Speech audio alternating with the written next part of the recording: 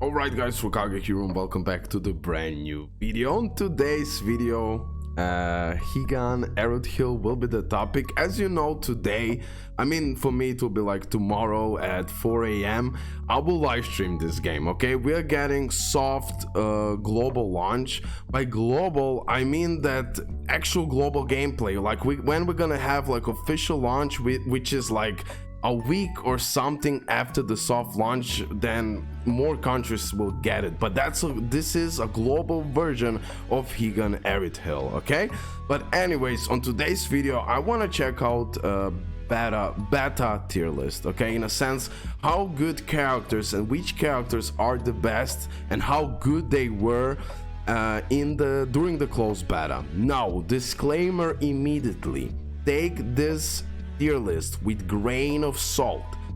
This was characteristics of the characters during the closed beta. Companies tend to change that. Companies, when they see that in closed beta the game was unbalanced, they change, they buff and nerf certain characters. So take this tier list with a grain of salt. I did investigations because I didn't play closed beta, I didn't enter. And this is the most precise tier list for the closed beta, okay? So I will start with weaker characters to the more stronger characters. We're gonna see during the soft launch how everything's gonna work. As far as I know, during the soft launch we won't have like a guest account. I believe re-rolling won't be an easy option, so during the soft launch I won't even re-roll. I will literally just play the game on the live stream, have fun with you guys. We're gonna check out the characters, we're gonna check out the summons, the gameplay a little bit and everything else. So guys, I will schedule the live stream, be on a lookout. We're gonna live stream this game. I will live stream at 4 a.m. in the morning for me, so make sure to join for the support. I will need it because I will be half asleep. But okay, anyways, so there is like certain tiers, okay? Here we have tier 2, tier 3, tier 2, tier 1 and tier 0, okay? Tier 0 means like freaking broken characters, and tier 3 means like special for some situations, okay? So here I just want to introduce myself with the characters, casually go through this tier list, and in that way you're gonna also learn a lot with me, okay? Leave a like, subscribe, let we start. So in this tier 3, the weakest tier, we have Mireia, Asa, Momel, Scylla and Ume. Ume is a tank, Momel is a tank, Asa is healer, Mireia is DPS character, Stella is healer. Okay, so Mireia, she deals damage while inflicting debuffs. Asa as a support provides AoE effects. She can be very useful in early stages, so Asa is good in early stages. Stella, she provides physical shield. Momel, an Anemo hoplite, if you're lucky enough, she'll be able to tank and deal much more damage in combat. Tank, she can knock over and interrupt enemies, making her your go-to choice when you're looking for a tank for Hydro lineup. Yeah, it also depends which lineup you have. Certain characters work with other characters better, but okay, we won't complicate. Okay, then we have tier 2. These are the characters that are useful in many mods in the game. So we have Fene, DPS Isa, DPS Chlor, DPS Nuno healer, Basil tank, Armand tank, Euphoria tank, and Nuno Flores tank, okay? Huge shout out to this page, by the way, of course. Fene, so she does that crazy, really good AoE damage, but with small area.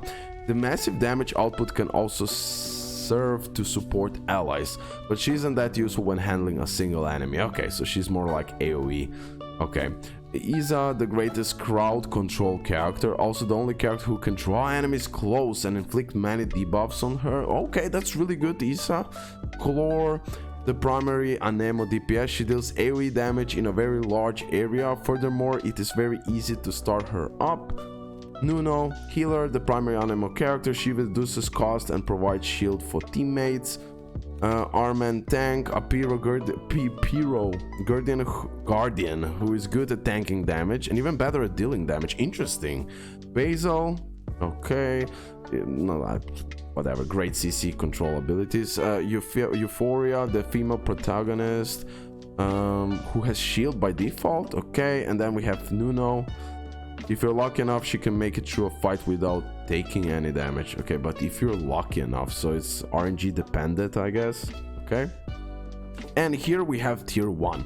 Overall powerful. So we have Quen DPS, Siamkon DPS, Paulette DPS, Black DPS, Motetsu sub DPS, Rita sub DPS, RoKage healer, and Leaf healer. Okay, good. Quen, a versatile assassin who deals a considerable amount of the AoE damage. Interesting. The only character who can summon minions. Oh, yo, minions!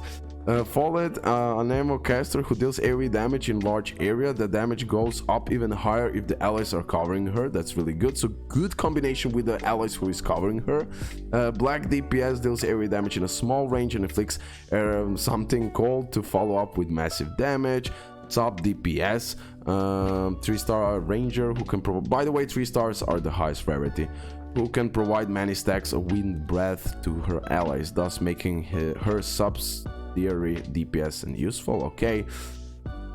Pyro damage who can give buffs to allies and deals massive damage. Healer, I mean, this is only on paper. We're gonna see, like I said, take this with grain of salt, but I just want to do this tier list because I know a lot of you will be interested in, so at least I want to introduce you with the characters and everything else. Okay.